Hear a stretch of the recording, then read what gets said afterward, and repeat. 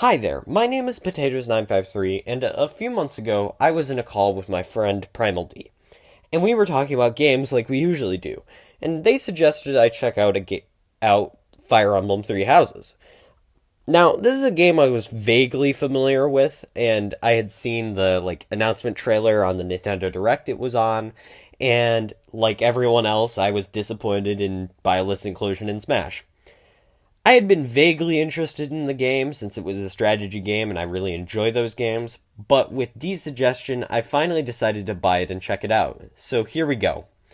It's time to discuss my honest opinion of Fire Emblem Three Houses. Now, this game will be structured similarly to my Valkyria Chronicles reviews in that I'm going to be talking blatantly about the game's basic story and gameplay, and then afterwards I'll go into detail about each campaign individually. Now, unlike those videos, I'll pretty much exclusively be talking about the story with each campaign, since the gameplay doesn't change at all. I swear to God, gameplay stays the same for all 200 to 300 hours you'll play.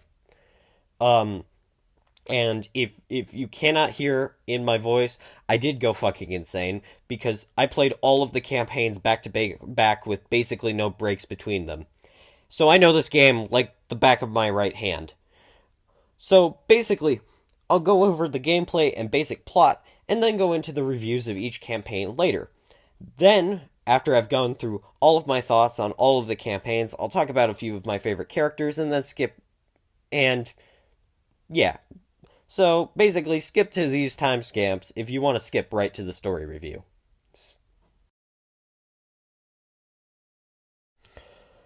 Gameplay-wise, this is a fairly standard strategy RPG, which makes sense since Fire Emblem is one of the first in its genre, so I won't dwell too much on the basic combat all that much, but here's the gist.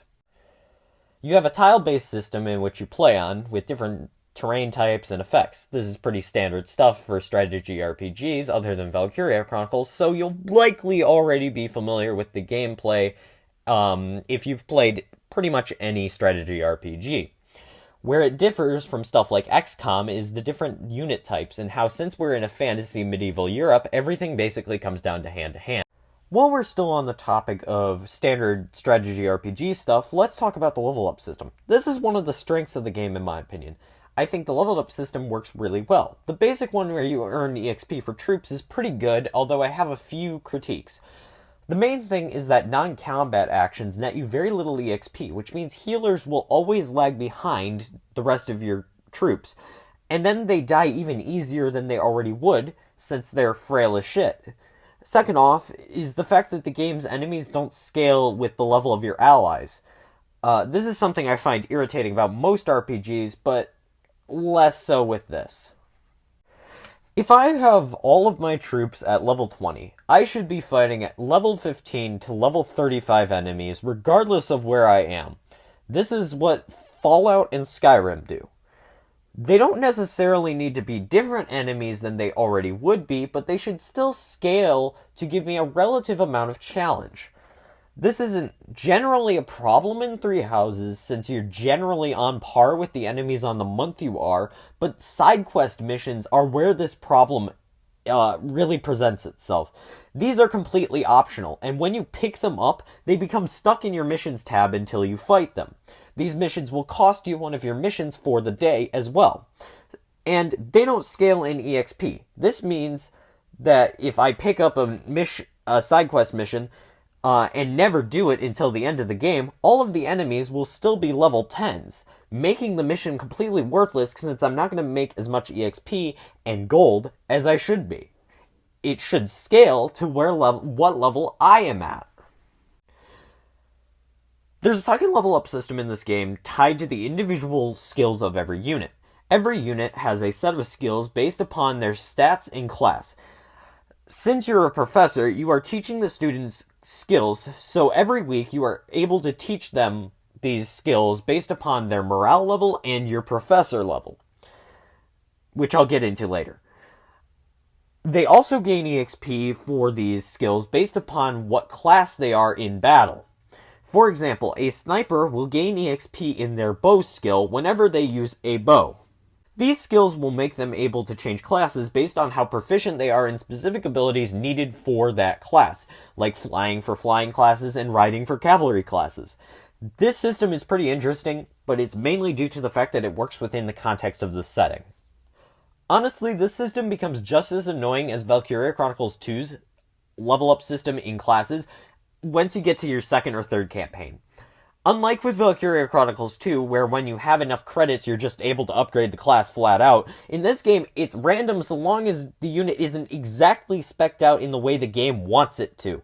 This is especially annoying in the late game with all of your classes when you need all of your units to have riding, but the classes beforehand aren't cavalry classes, meaning you're going to spend a ridiculous amount of time in the time management part of the game grinding riding until you finally upgrade the class, but once you've done that, the game is over!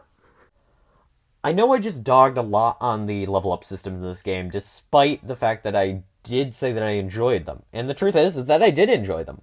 I liked the fact that grinding was pretty easy and there wasn't a lot of it. My main problems come in the form of situations like optional battles, like I said, and the class system becoming annoying after the second campaign. Where this game differs from other games in its genre is mainly in how you're able to succeed more based upon how you're able to manipulate the relationship mechanics in the game than just being able to purely just overpower the enemy. The power of attacks from units become more powerful based on who is nearby to the unit in question, and based upon the relationship level to the other character. This also matters towards damage sustained from enemy attacks as well.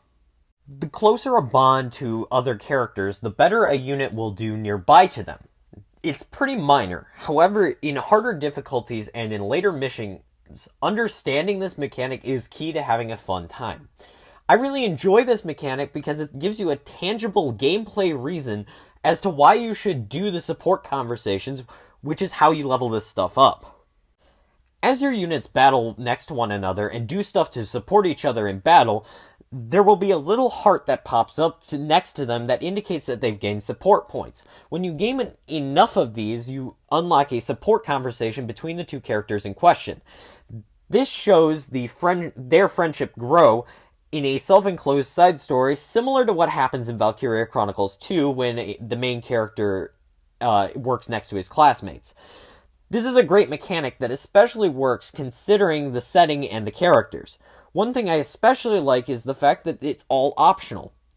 Optional in the same connotation as skipping all the social links in Persona 4 is, but still, if you don't want to, you can choose not to engage in that side of the game. You know, I mentioned Persona 4 earlier, and it's for a reason. This game and modern Persona games are very similar. A major part of the game is time management. It's a dating sim disguised as a strategy game. The side mechanic, being the social element, is actually the main draw for some people, and they both have toxic as hell fan bases. Anyways, onto the time management system. Basically, because you're a professor, which I'll get into, you have a day off every Sunday that isn't taken up by time skips and story. Every month, you will have to do a story mission at the end of it, so you need to ration your time wisely to best prepare for that mission. Let that be grinding for levels on your units, grinding money, leveling up supports. To level your units is as simple as playing a bunch of optional missions in infinitely on normal or easy. Money, similarly, you just need to grind infinite missions on normal or easy. With support, you need to do that in the monastery through battles, and the monastery is the primary thing I want to talk about. If you choose to explore the monastery, you will be given a set amount of things you're able to do based upon how good of a professor you are. This is indicated by your professor level, which you're able to level up in the monastery. In the monastery, you can talk to NPCs and your students. You will also be able to get side quests, which either will be to battle, search for items, or talk to people to get information. All of these will reward you with renown and mostly useless items. In addition to the side quests and the characters to talk to, you will also have activities to do. These range from fishing to having tea with Bernadetta. Fishing and gardening are free so long as you have the items to do so, those being bait or seeds, and they'll reward you with items to use elsewhere in the monastery or to sell. You can talk to staff or later after the time skip students to upgrade Byleth's abilities, these abilities being the stuff you would level up through class periods for every other unit. You can cook food with someone to boost their support with Byleth and buff your unit's stats for the month. You can have meals with up to 2 students to boost their morale and support with Byleth and each other.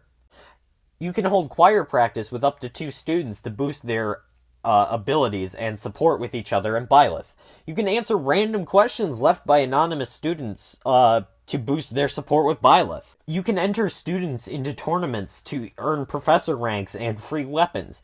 And eventually you can have tea with students. You can do any and all of these in the dating sim part of this game. This part of the gameplay loop is very enjoyable as it flushes out the world and characters to make it feel like there's more going on than just the main plot.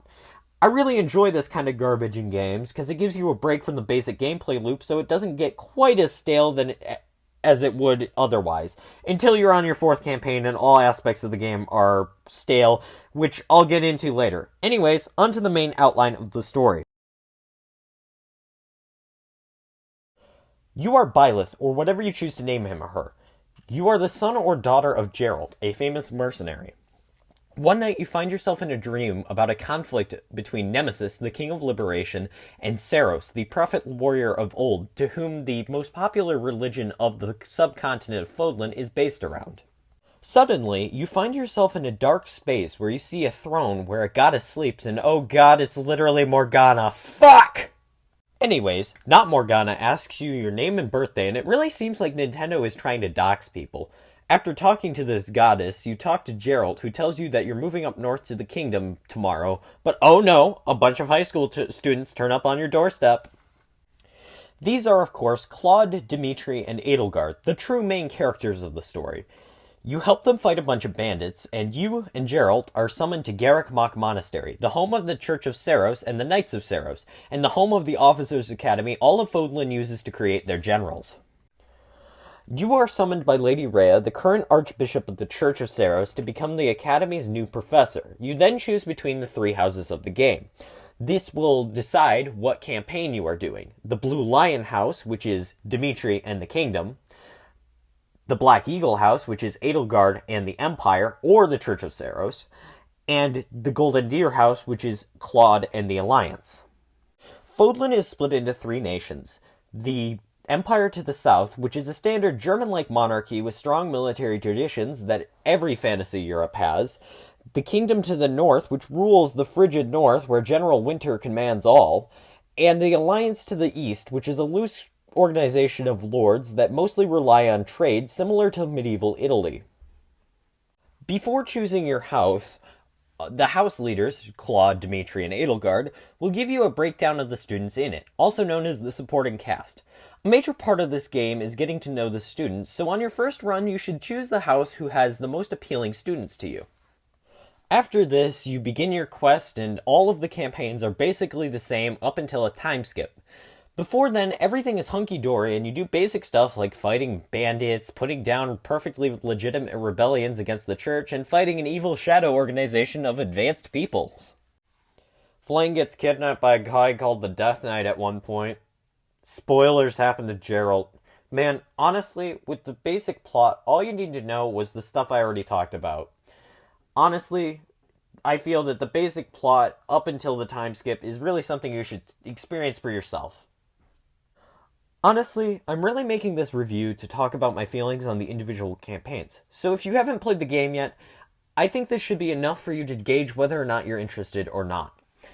I genuinely think you should check this game out, even if you're not into Fire Emblem or strategy games. This game is really easy for newcomers into the genre and the universe. Like, I have no idea what the fuck a Fire Emblem even is!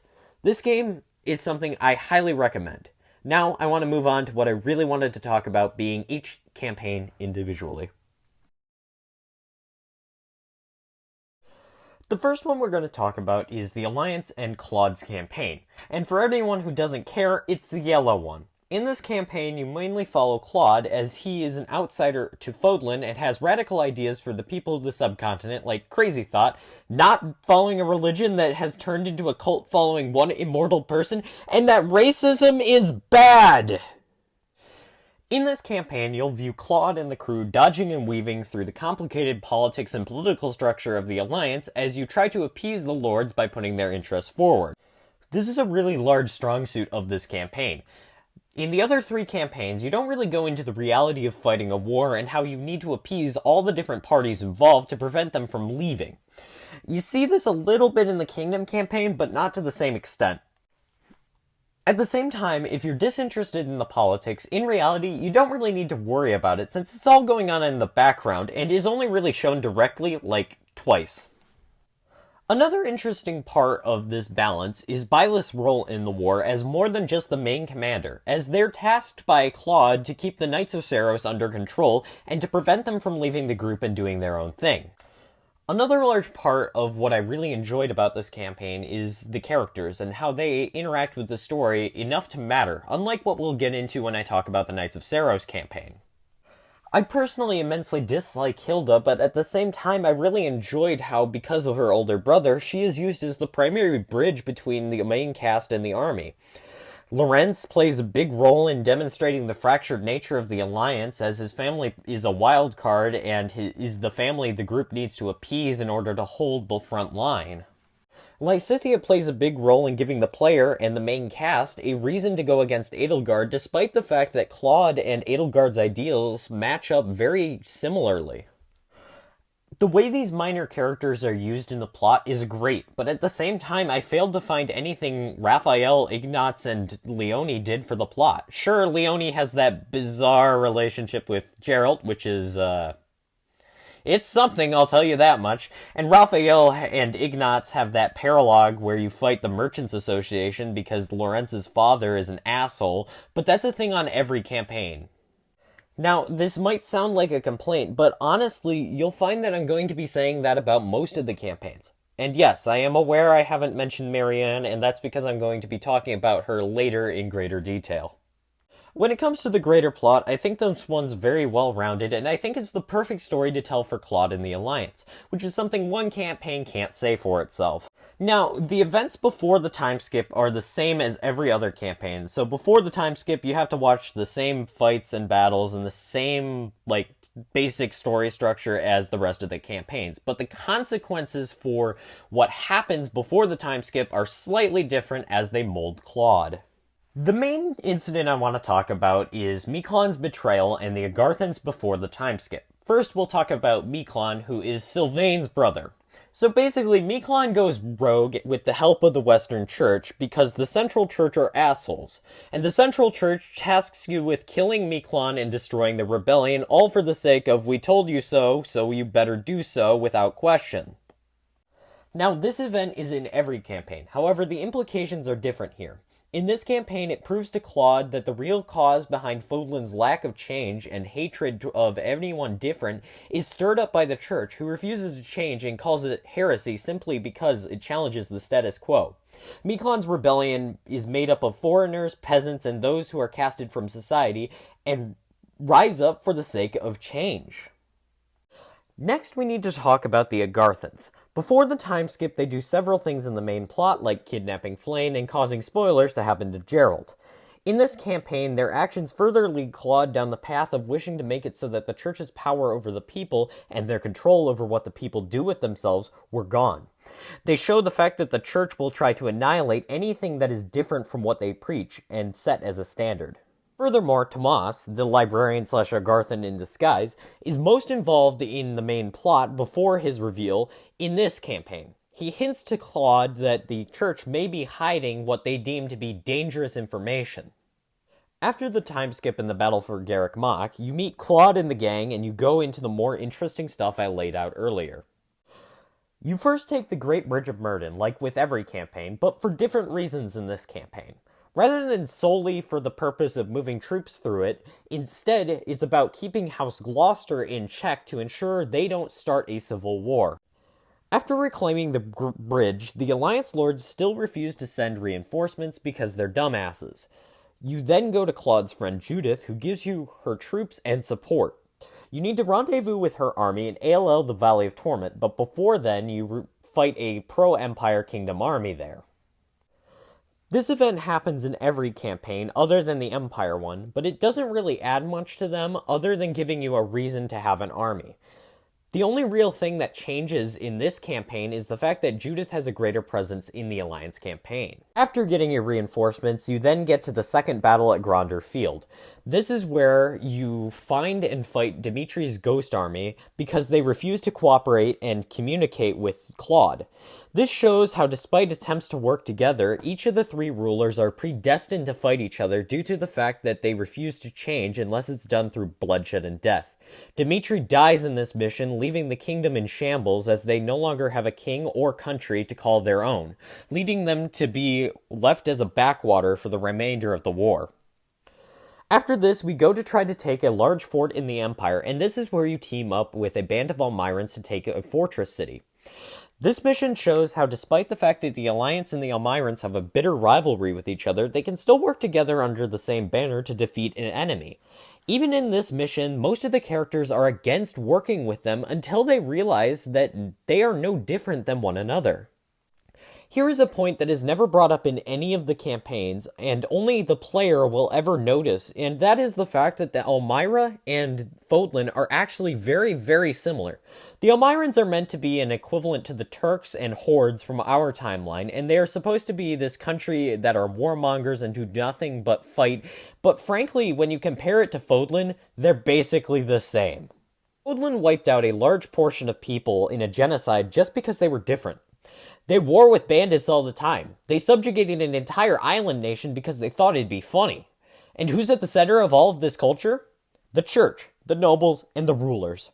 Where it is implied that the Almirans only raid Fodlan to prove to them that they are strong enough not to be toyed with. Furthermore, the Almirans are a united country as opposed to Fodlan that is disunited and fighting with each other for no good reason.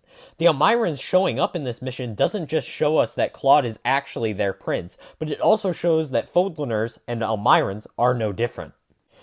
After you win this mission, the Agarthans use their ballistic missiles, or javelins of light, to destroy the fort, leaving the Imperial capital wide open for the taking, but also kills nearly everyone in the city and a good portion of the Alliance army's troops.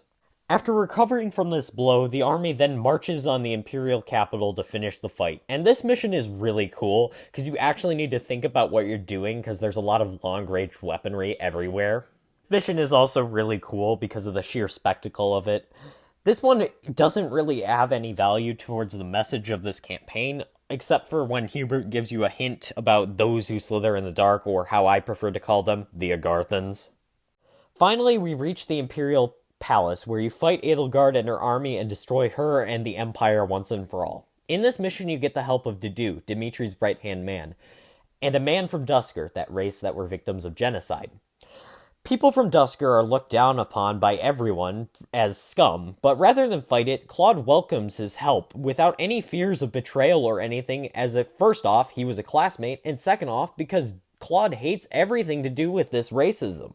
You kill Edelgard, which signals the end to the old bloodline-based system of leadership, as both the bloodlines of the old king and the emperor are both gone, and the old ways are gone with them, except for two things, the church and the puppeteers. You then rescue Rhea, appeasing the Knights of Saros. After rescuing Rhea, you have a new enemy to face, those who slither in the dark, the ones who orchestrated the vast majority of the atrocities throughout Fodlan, and have been manipulating the people for over 1,000 years. The ones who destroyed a city and everyone inside of it just for the hell of it. Claude and Byleth question Rhea on them, and still, she refuses to give any information on what they are or why they do what they do. She refuses to do so, as it would reveal what she is to the people and topple any faith in the church's lies about what really happened 1,000 years ago. But in the end, after a while, she tells the group exactly where to go to snuff out the source of evil. The group travels to the source of the Agarthans and to find themselves in an underground city with modern technology incomprehensible to any of the characters other than us, the players.